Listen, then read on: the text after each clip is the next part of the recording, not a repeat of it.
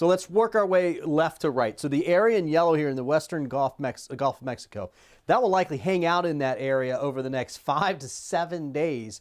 Some models do something with it, but not until Monday or Tuesday of next week, and they try and take it into Texas or Mexico. It's something for us to watch. Now, let's take a look at Sally. We'll get that one pinpointed in just a minute here for you.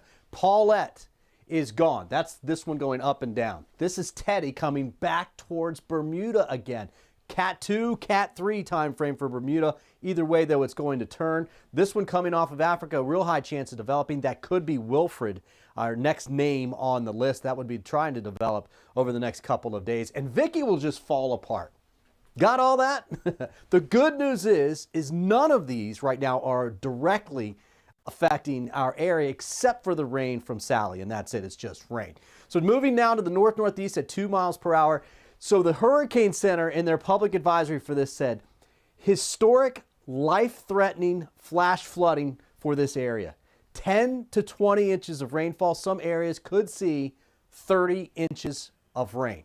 And it's likely going to be up in that Mobile, the western panhandle of Florida, and up into Alabama.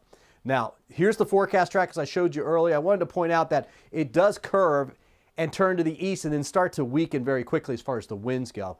Exactly where this goes depends on how much rain we're going to see, or the folks up to the north will see, and it will likely be to the north of the center where they see most of the rain. So that could be up in North Carolina, even parts of Virginia. So the area in pink here, that's essentially the hurricane warning. That's the area that's going to see the most rainfall, the most wind as well. But you want to extend some of that rainfall over into Panama City and then certainly up into Alabama.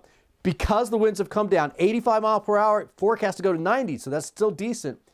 The storm surge numbers have come down. We're not looking at 100, 110 mile per hour winds like we were last night, but still very decent storm surge, 4 to 7 foot near where the center goes on shore. The rainfall really is going to be the big story from this. And water-related deaths are number one when you talk about weather-related deaths. So flooding basically is the biggest killer. And because it doesn't just affect folks right at the beach, right, or the coast, look at all these areas inland. They're going to see a lot of rainfall. There's going to be some flooding all the way up through the Carolinas.